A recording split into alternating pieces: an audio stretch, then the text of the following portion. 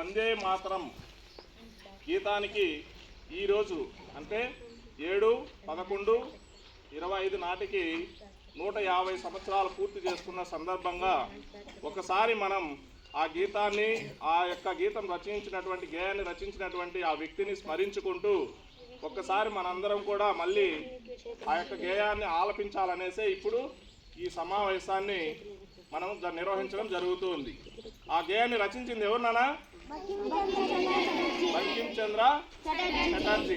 So ఆ గేయాన్ని మళ్ళీ ఒకసారి మనందరం, అంటే ఇది ఈ వందే మాతరం అనే గేయం స్వాతంత్ర కాంక్షను భారతీయులలో రగిలించినటువంటి, అంటే మనకు స్వాతంత్రం కావాలి, స్వాతంత్ర ఉద్యమంలో మనం పాల్గొనాలి, ఎలాగైనా స్వాతంత్రాన్ని మనం సంపాదించుకోవాలని ఒక ఉద్దేశాన్ని భారతీయులలో రగిల్చినటువంటి ఈ గీతమే వందే మాతరం.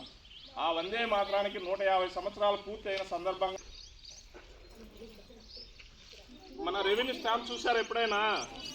అట్లా చిన్న స్టాంప్ను ఒకదాన్ని కూడా గౌరవ సూచకంగా రిలీజ్ చేయడం జరుగుతుందన్నమాట ఈరోజు.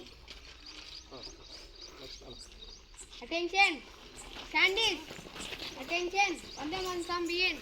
వందే మాతరం, వందే